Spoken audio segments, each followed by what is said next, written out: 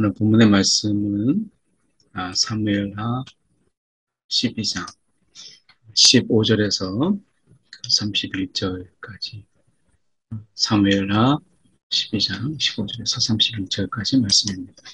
오늘 말씀을 통해서 함께 보려고 하는 것은 이제 다윗과 바세바 사이에 아이가 임신했잖아요. 근데 그 아이가 결국 14절에서 반드시 죽으리라 라고 하는 하나님의 말씀처럼 그 아이가 이제 심히 앓게 돼요. 그럴 때 다윗은 그 아이를 하나님께서 긍휼히 여겨주시기를 위해서 정말 금식하며 기도합니다. 그러다가 그 아이가 죽게 되었을 때 다시 옷을 입고 밥을 먹는 하나님이 그것을 결정하셨다면 그것을 기꺼이 따르는 다윗의 모습을 보게 됩니다. 다윗이 어떻게 그렇게 하나님 앞에서 하나님의 주권을 인정했는가. 오늘 다윗의 신앙이 하나님의 주권을 인정하는 그런 신앙이었다라고 하는 것을 우리가 보게 됩니다. 우리는 이것을 신본주의라 이렇게 얘기하죠. 인간의 어떤 중심의 인본주의적인 신앙이 아니고 다윗의 신앙을 우리가 볼 때 신본주의 신앙이었다라고 하는 것을 먼저 생각해 보면서 오늘 본문의 말씀을 함께 살펴보겠습니다. 나단이 이제 돌아가게 되고요. 그리고 우리아의 아내가 다윗에게 낳은 아이, 이제 아이를 낳았는데 하나님께서 그것을 그 아이를 하나님께서 치세요.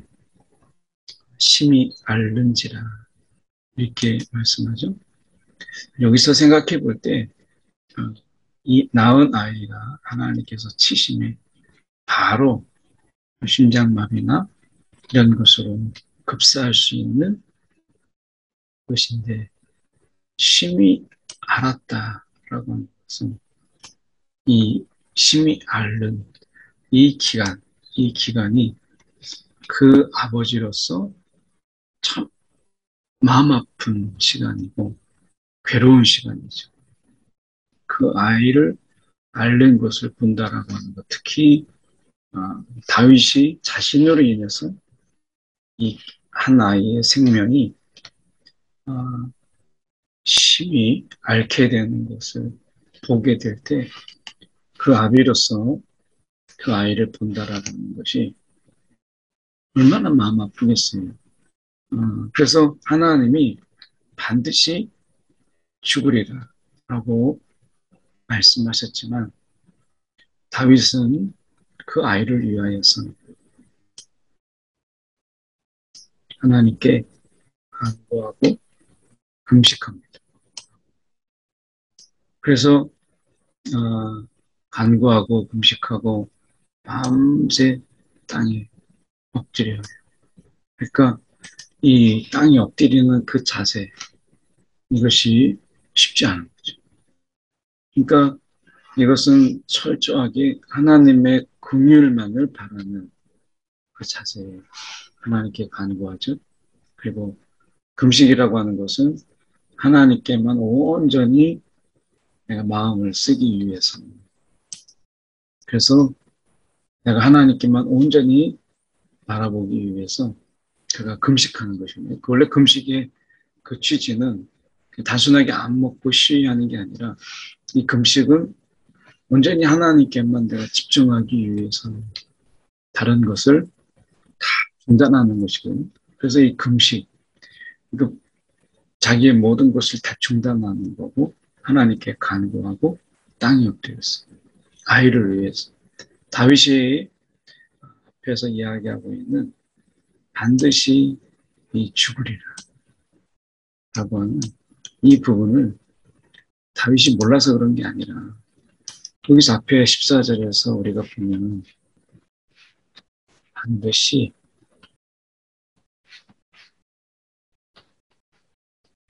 반드시 죽으리라라고 하는 이 부분이 있었어요. 그러니까 이 부분이 있었지만 다윗의 입장에서 누구도 마찬가지는 않겠어요?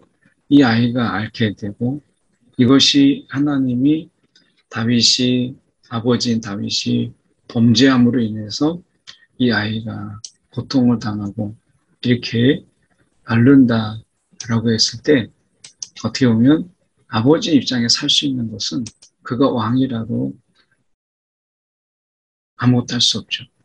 그래서 어쩌면 지금 이 다윗은 이렇게 심히 앓는 가운데 좋다라고 하는 약 그리고 좋은 명의 의사들 다 동원해서 이 아이를 치료하려고 하지 않았어요. 그냥 하나님의 긍휼만을 구했어요. 왜냐하면 다윗은 하나님이 그 아이를 치셨다라고 하는 것을 알고 있었기 때문에 이미 나단을 통해서 그것을 말씀하셨잖아요. 그래서 이 다윗은 이 하나님의 치신 것을 사람의 방법으로 하지 않았죠. 약, 좋은 약, 그리고 어떻게 보면 유명한 의사들 이렇게 동원해서 어떻게든지 내 살려보겠다 이렇게 하지 않았어요. 만약에 그렇게 했다면 하나님의 치심에 대한 인간의 도전이죠. 그런데 그렇게 하지 않았고 오히려 하나님께 간구하고 금식하고 그리고 땅에 엎드렸어요. 이것은 하나님이 치셨기 때문에 하나님께만 긍휼을 구하는 그런 자세의 모습이었던 것이죠. 여기에서 우리가 생각해 볼 수 있는 것은 다윗의 이 신앙을 볼 수 있어요. 만약에 인본주의적인 이런 신앙이었다면 아마 많은 것을 동원했을 거예요. 근데 다윗은 신본주의적인 신앙을 가지고 있었어요. 그래서 다윗은 그것에 대해서 어떤 것도 동원하지 않고 오직 하나님의 긍휼, 이 하나님의 긍휼만을 그가 하라고 하는 거죠. 그래서 철저하게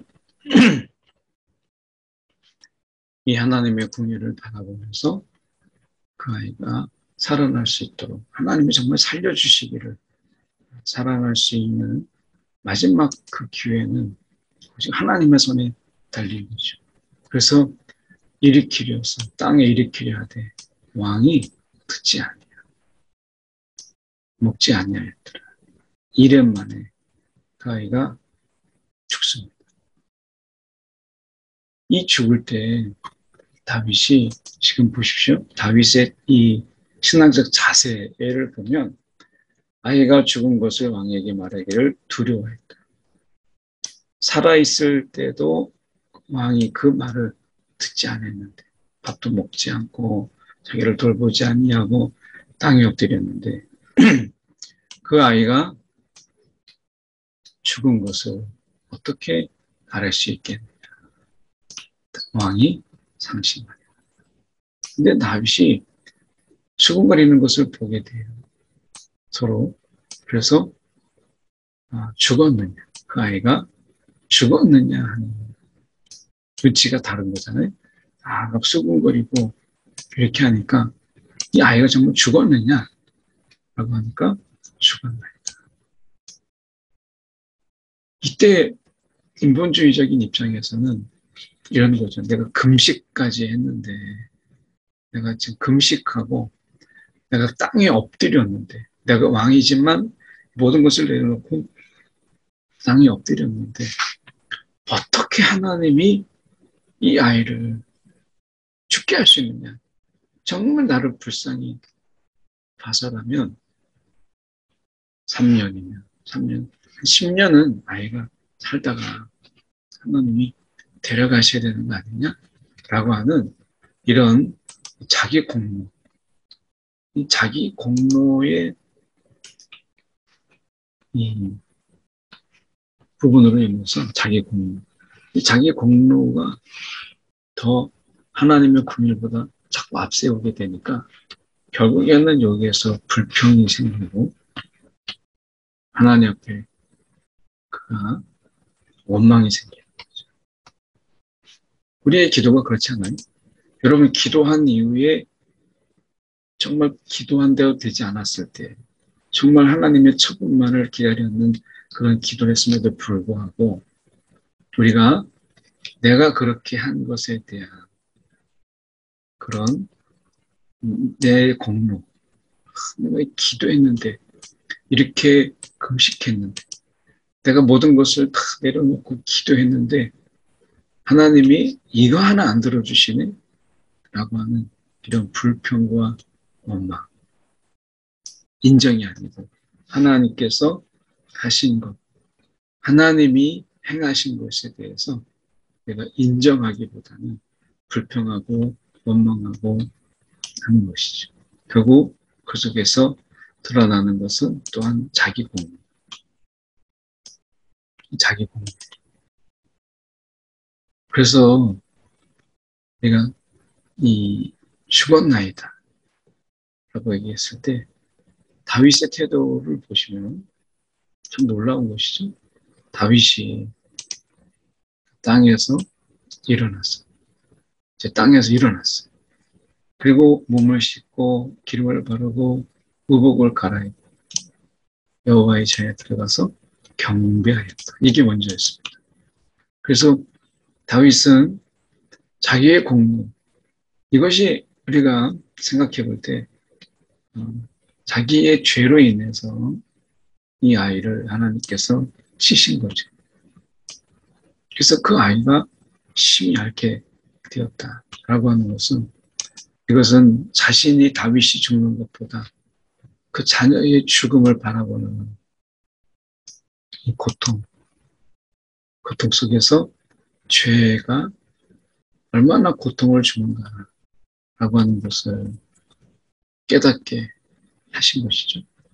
그러니까 어떻게 보면 다윗은 하나님 앞에 전에 들어가서 경배하였다. 이것은 하나님께서 하셨다. 이렇게 그래서 이 기도를 통해서 이 아이를 하나님께서 급사시키지 않고 이래 동안 하나님께서 시간을 주신 거죠. 그래서 이 이래 동안에 아이가 죽음이라 라고 하는 이래의 시간은 다윗에게 있어서 오직 하나님만 바라보는 그 신본주의 신앙으로의 돌이킴. 그 다윗의 신앙의 특징은 인본주의적인 자기의 생각이나 자신의 어떤 결정을 다 정해놓고 하나님께 제가를 받는, 하나님께 허락을 받는 이게 아니라 처음부터 하나님 그렇게 할까요 말까요 하나님께 물었던 하나님 중심의 신앙이었죠. 그것이 있었기 때문에 기름 부음 받은 자라고 하는 사울을 죽이지 않았어요. 기회가 있었음에도 자기가 살려주면 내가 죽을 수도 있는 그런 상황 속에서 다윗은 하나님이 그에게 기름 부은 자라면 내가 어떻게 죽일 수 있겠는가 라고 하는, 그러니까 인본주의 입장에서 본다면 좋은 기회죠. 여러 번 있었잖아요. 근데 이것이 하나님이 나를 통해서 이게 죽게 알고 나를 살리려고 하는구나 라고 하는 자기 중심의 사고, 이게 인본주의죠.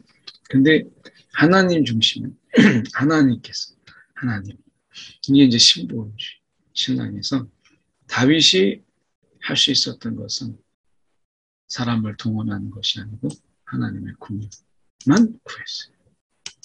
그러는 가운데 우리가 인본주의 시작인 자기, 나라고 하는 나의 공로, 그것에 대해서 원망하지 않았어요. 경배했어요. 하나님 그 행하심에 그게 내가 원하는 것이 아니더라도 그는 하나님께 경배한 것을 봅니다. 그리고 이제 경배하고 와서 음식을 그 앞에 차리게 하고 먹은지라 음식을 먹습니다. 근데 이게 인본주의적인 사고를 가진 신하들에게 있어서는 이게 이해가 되지 않는 거예요. 아니, 살아있을 때는 그를 위해서 금식하고 우시더니 어떻게 죽은 후에는 내가 밥을 먹을 수 있겠느냐. 상심하지 않고. 이 상심이라고 하는 이런 부분 속에서 지금 다윗은 그들의 생각과 달랐죠. 그래서 묻습니다. 어떻게 그럴 수 있느냐. 그랬더니 나를 불쌍히 여기사 아이를 살려주실는지. 그러니까 아이는 반드시 죽는다라고 하는 하나님에 대한 도전이 아니라 다윗은 자신을 하나님이 불쌍히 여겨서 혹시라도 살려주실지 어떻게 알겠느냐. 그런 기대가 있었어요. 그런데 이미 이제 그 하나님께서 아이를 데려가셨어요. 그러면 다윗이 할 수 있는 것은 없죠. 그래서 이제 그가 내게로 돌아오지 아니하리라. 이미 하나님께서 결정하신 그 일에 대해서 다윗은 더 이상 말갈하지 않습니다. 그리고 다윗이 할 수 있었던 일, 그것은 밧세바를 위로하고 밧세바를 위로하는 일, 그것이었습니다. 결국 이 가정에 아픔이죠. 아이가 있다가 그 기쁨, 아이를 낳았다는 그 기쁨만큼이나 아이의 죽음은 큰 상실로 다가오게 되죠. 어쩌면 여기에서 생각해 볼 수 있을 때 그 아이는 그렇다면 그 아버지의 죄로 인해서 살아보지도 못하고 그리고 어떻게 보면 꽃도 피워보지 못하고 죽게 된 것을 결국 아버지 때문에 죽게 된 이것인데 이것은 아버지 때문이 아니라 죄, 그 죄가 결국 사람을 죽게 하고 사람을 내가 해치게 되는 이 죄가 그만큼 무섭다라고 하는 것이죠. 그래서 이 아이는 하나님이 그 죄로 인해서 낳은 그 죄로 인한 그 생명이잖아요. 하나님이 기뻐하지 않으셨던 것이죠. 그래서 그 아이를 죽이니라. 그 아이를 하나님께서 치심으로 죽게 되었다라고 하는 것을 말씀하는 거죠. 그래서 하나님이 생명은 하나님께 있다라고 하는 이런 하나님의 주권, 생명은 하나님께 있다. 생명의 주관자는 하나님이시다라고 하는 것을 우리는 다시 한번 우리가 봐야 되겠죠. 그리고 밧세바를 위로하고 그에게 들어가 동침하였더니 그가 아이를 낳음에 솔로몬이라. 근데 하나님께서 이 솔로몬에게 이름을 하나 지어주시죠. 그게 여디디야. 하나님께서 그를 하나님의 사랑, 그 하나님께서 그를 사랑하셨다라는 의미인데 사랑하신다. 여호와께서 사랑하셨기 때문이다. 얘기합니다. 결국 이것은 솔로몬을 하나님이 사랑하셨다라고 하는 것은 솔로몬이 지금 아무것도 한 게 없어요. 근데 이 솔로몬은 지금 그냥 태어난 것 뿐이거든요.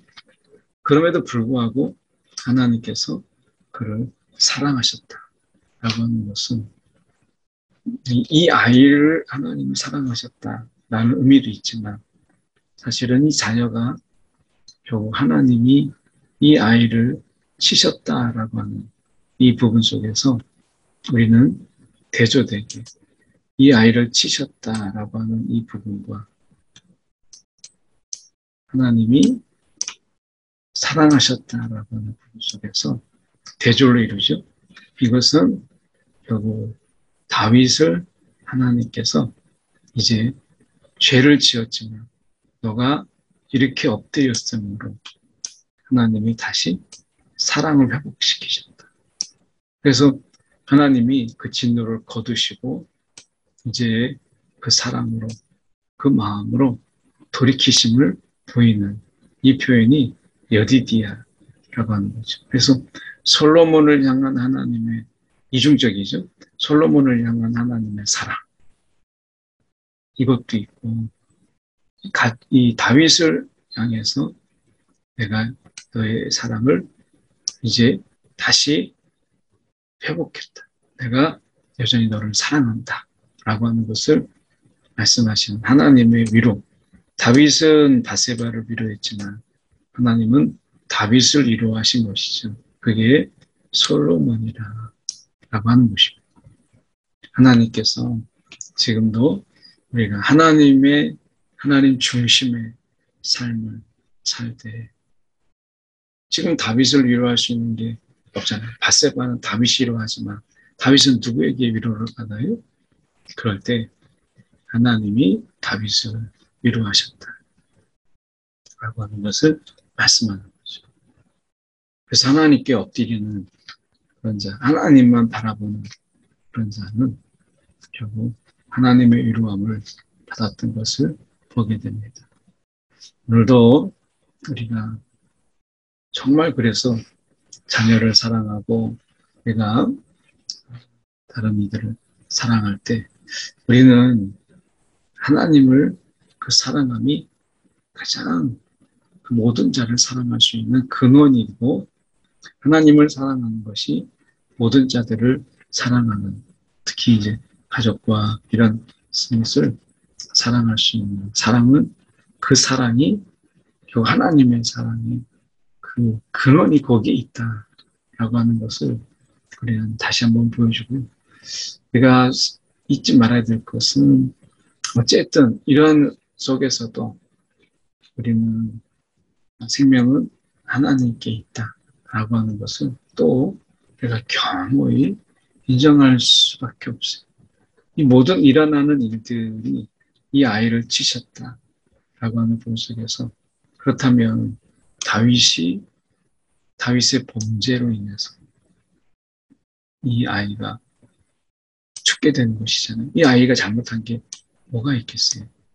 근데 아버지의 잘못을 죄악으로 인해서 죽었다라고 얘기했을 때 그럼 이 아이는 뭐가 되나라고 하는 부분을 생각해 볼 수 있지만 적어도 생명은 하나님이 주관하신다라고 하는 이 부분에서 우리는 그 이유, 그 너머를 우리가 알기는 쉽지가 않아요.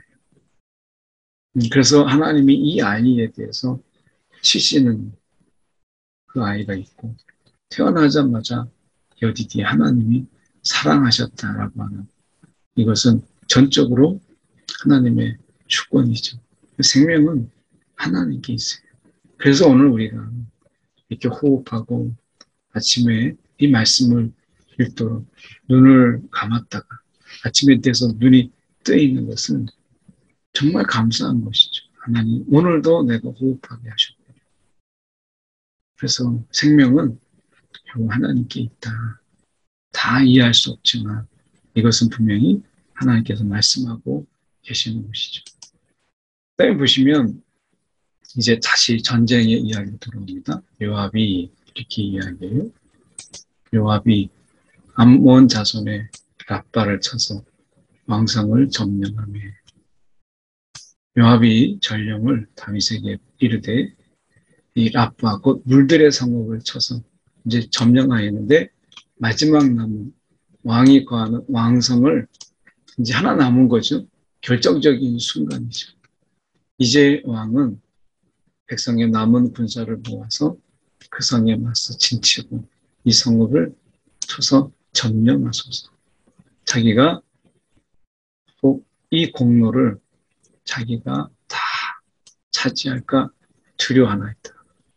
그래서 충신으로서 자신의 모습을 이제 왕에게 그 영광을 마지막의 승리의 기쁨을 왕에게 돌리는 것이죠. 그래서 왕성만 남겨놓은 이런 가운데서 다시 전쟁의 모습으로 돌아갑니다.